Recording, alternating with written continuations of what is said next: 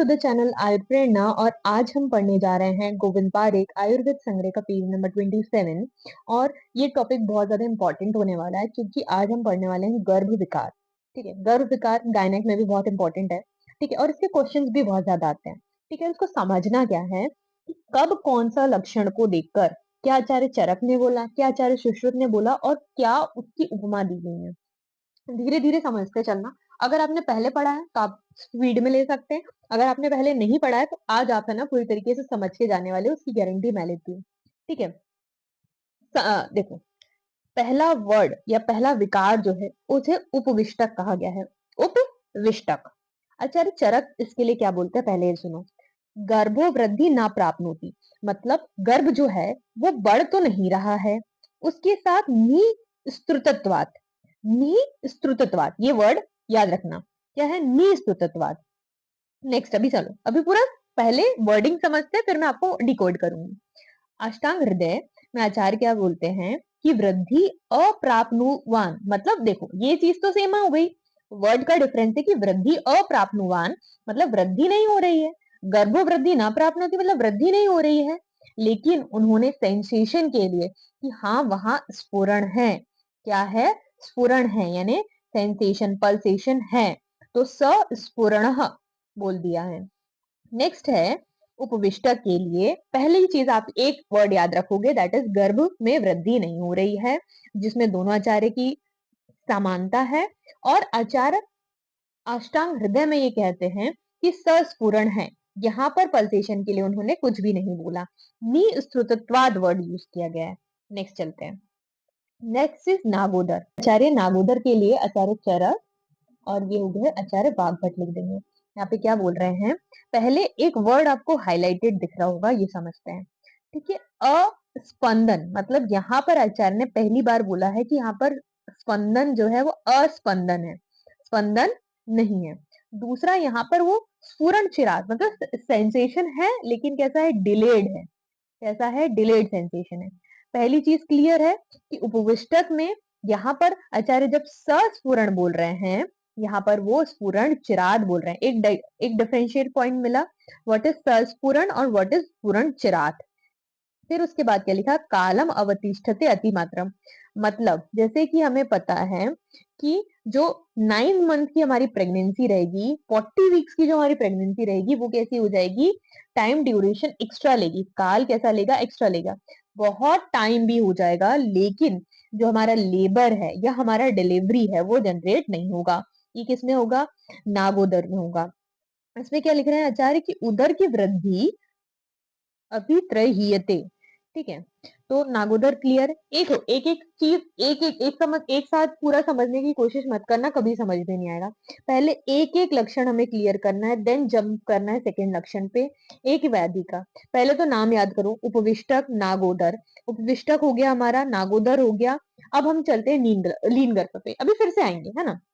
लीन गर्भ, लीन गर्भ के लिए आचार्य चरक क्या बोल रहे हैं, लीन गर्भ के लिए आचार्य चरक बोल रहे हैं कि प्रसुप्तो न स्पंद्यते, यहाँ अस्पंद्यता था, यहाँ न स्पंद्यते, क्या है स्पंदन ही नहीं है, लीन गर्भ में स्पंदन नहीं है। और यहाँ पर भी आचार्य न स्पंदन बोल रहे हैं। पहले तो स्पंदन क्लियर है कि आचार्य ने कहा सस्फुरण बोला, कहा स्फुरण चिराग बोला, कहा न स्पंदन बोला, कहा अस्पंदन बोला और कहा न स्पंदन बोला।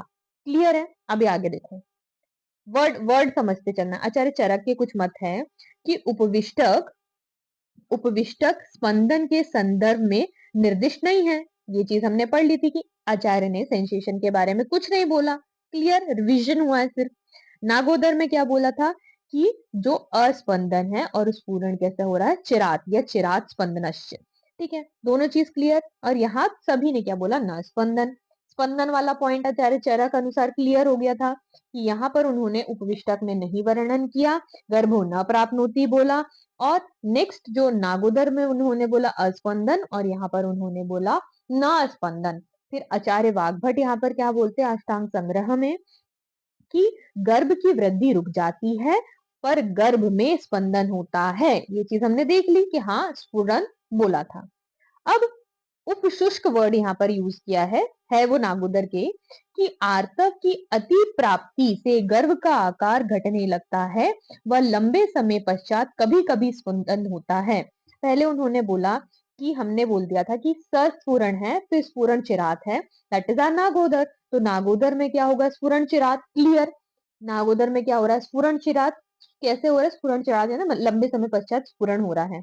और एक वर्ड यहाँ पर है जिसे हमें समझ में आ रहा है कि आर्तव की अति प्रवृत्ति से, मतलब जो हमारा गर्भ धारण हुआ था उसके बाद भी जो योनि है वहां से क्या हुआ, आर्तव का स्त्राव हुआ है। तो आर्तव की अति मात्रा में प्रवृत्ति होने से गर्भ का जो आकार है वो कैसा हो गया है, घटने लगा है, और लंबे समय पश्चात उसमें स्फुरण हो रहा है। लीन गर्भ के लिए आचार्य क्या बोल रहे हैं कि उन्होंने तो बोल दिया था कि स्फुरण का क्या है, अभाव है।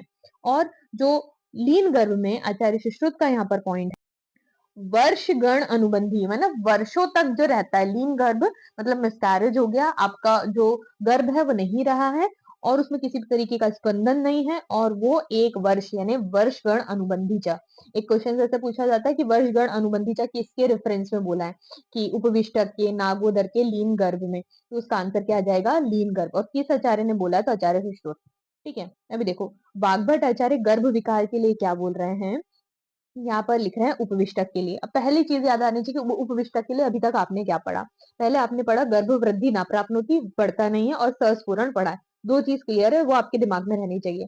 जितनी बार, अभी हमने तीसरी बार उपविष्टक पढ़ रहे हैं, तो पहला स्फुरण जब हमने पढ़ा था, मतलब पहली बार जब पढ़ा था, तो गर्भ वृद्धि ना प्राप्नोति से पढ़ा था विथ सस्फुरण वृद्ध, और गर्भ की वृद्धि नहीं हो रही। अब यहाँ पर आचार्य क्या लिख रहे हैं, सार भाग एवं सुआकार प्राप्त गर्भ ना बहुत, ठीक है, सार भाग एवं सुआकार प्राप्त गर्भ ना बढ़ता हुआ कोष्ठ गर्भाशय में ही गति करता हुआ सूख जाता है, और इस अवस्था को उपविष्टक कहते हैं। इसमें उदर नहीं बढ़ता। पहली चीज है उदर नहीं बढ़ता, तो उदर कहाँ नहीं बढ़ता, उपविष्टक में नहीं बढ़ता। गर्भो वृद्धि न प्राप्नोति, क्लियर। उधर कहाँ नहीं बढ़ता, तो वहां नहीं पड़ता। जब बढ़ता नहीं तो ऑब्वियसली उसमें सार भाग जो रहेगा उसमें सूख जाएगा, और या गर्भ को प्राप्त नहीं हो रहा रहेगा, और वो कोष्ठ गर्भाशय में ही गति करता हुआ रुक जाता है। मतलब जो भी सार भाग है वो गर्भ तक नहीं पहुंच रहा, इसलिए तो गर्भ की वृद्धि नहीं हो रही। नेक्स्ट चलते हैं हम नागोदर की तरफ। नागोदर में आचार्य क्या कहते हैं, नागोदर का यहाँ निदान बहुत इंपॉर्टेंट है। नागोदर का निदान देख लो पहले। नागोदर का जो निदान है कि भाई ये नागोदर हो क्यों रहा है। नागोदर में क्या पढ़ा था, पहले अभी रिवाइज करो। नागोदर में हमने आचार्य चरक बोल रहे थे अस्पंदन, और आचार्य वाग्भट क्या बोल रहे थे, स्पंदन चिराग। पहली चीज क्लियर। अब ये हो क्यों रहा है, इसकी कंडीशन, ये इसका कारण क्या है, कि जो गर्भवती महिला है वो क्या कर रही है, शोक कर रही है, उपवास कर रही है, रुक्ष आद्य, मतलब उसको न्यूट्रिशन नहीं पहुंच रहा है, उसको न्यूट्रिशन नहीं पहुंच रहा है। गर्भिणी द्वारा शोक, उपवास, व्रत एवं स्नेह द्वेष रखने एवं रुक्ष आहार का सेवन करने से तथा योनि में अतिरिक्त स्त्राव हो जाने से कुपित वायु द्वारा गर्भ शुष्क होकर क्रश हो जाता है। अब वृद्धि वृद्धि नहीं हो रही, ये तो हमने कहा पढ़ लिया, तो उपविष्टक में पढ़ लिया था। लेकिन नागोदर में अस्फुरण हो रहा है, और वो क्यों हो रहा है, उसका निदानों का स्त्री क्या सेवन कर रही है, कि वो शोक, उपवास, रुक्ष आदि आहार विहारों का सेवन कर रही है, जिसकी वजह से जो गर्भ है उसको पोषण नहीं पहुंच पा रहा, गर्भ हो रहा शुष्क हो जाता है, गर्भ हमारा क्रश हो जाता है, और उदर की वृद्धि जो है, जो उदर की वृद्धि हुई थी वो घटने लगी है। घटने का सिर्फ एक जगह वर्णन आया, उपविष्टक में आता है कि वृद्धि नहीं हो रही, घटने का वर्णन नागोदर में आता है।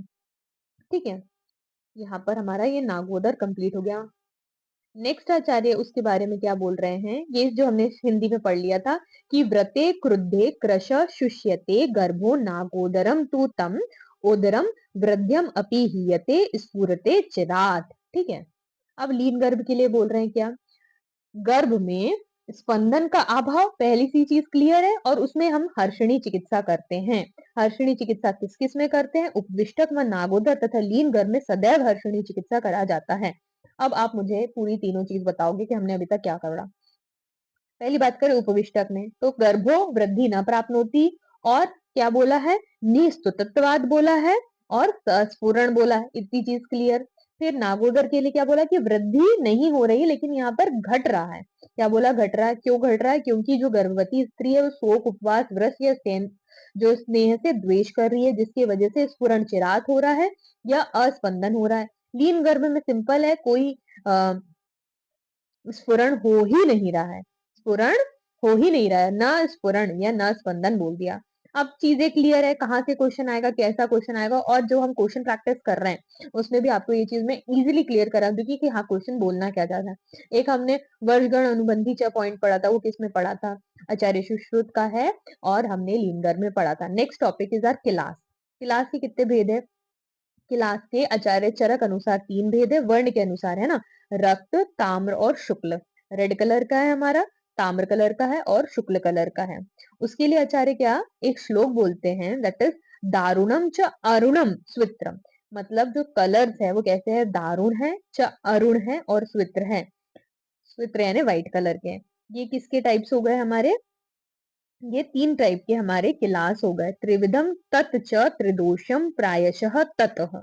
अब ये जो 4 है, अब उसका ये पूछा जाता है कि रक्तवर्णी कौन सा है, ताम्रवर्णी कौन सा है, श्वेतवर्णी कौन सा है, और वो कहाँ कहाँ स्थित है। तो दारुण, आरुण और स्वित्र।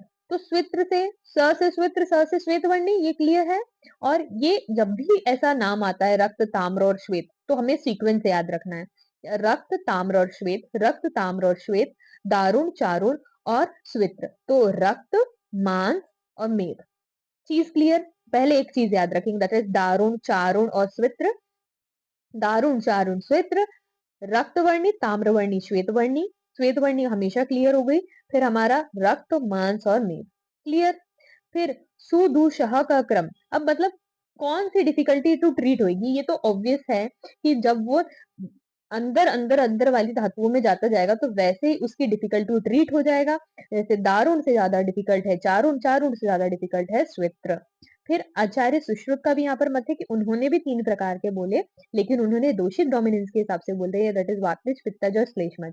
यहाँ पर डिफरेंशियल पॉइंट पित्तज में आता है माधव निदान के रिस्पेक्ट में। देखो वातज है तो सारे वातज वाले की केश प्रतन करने वाला वात है, कोई भी चीज को सर होता है सगुण तो वो गिरा देता है। अरुण वर्णी वात के मतलब कलर पता है, अरुण, कृष्ण, ये सारे किसके हैं, वात के कलर्स हैं।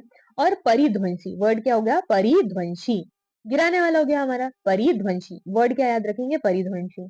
नेक्स्ट है पैत्तिक में, पैत्तिक में क्या करेंगे, पदम प्रतीका, दैट इज आर पदम पत्र प्रतीकाशम। पदम पत्र प्रतीकाशम किसके लिए है ये पैतृक के लिए। पदम पत्र प्रतीकाशम, पी पी पी, पदम पत्र प्रतीकाशम, मेरे साथ बोलो, प्रदम, सॉरी, ठीक है, पदम पत्र प्रतीकाशम। ये हो गया हमारा आचार्य सुश्रुत अनुसार पैतृक के लिए। तो कंडु युक्त का हमेशा क्या रहता है, हमारा कफ रहता है और हमारा इसका वर्ण श्वेत रहता है। अब मेन चीज देखो यहाँ पर वात, पित्त और कफ के अकॉर्डिंग ही आचार्य माधव ने बताए हैं 3 टाइप्स के। वात के गुण हमेशा सेम रहते हैं, दैट इज रुक्ष है, अरुण है, ठीक है, रक्त में आश्रित है। फिर उसके बाद हमने जो नेक्स्ट पढ़ा था, रक्त में आश्रित था, देन मांस में आश्रित था, देन मेद में आश्रित था। ये चीज तो आचार्य चरक अनुसार है कि रक्त में आश्रित है, मांस में आश्रित है, मेद में आश्रित है। वर्णता क्या है, अब रोम प्रतिध्वंसी, यहाँ पर बाल गिराने वाला हमने क्या पढ़ा था, बाल गिराने वाला हमने वातक पढ़ा था, लेकिन स्मृशु को गिराने वाला या रोम को गिराने वाला माधव अनुसार क्या है, पैतृक है। जबकि हमने पीपीपी पढ़ा, दैट इज पदम पत्रम प्रतीकाशम।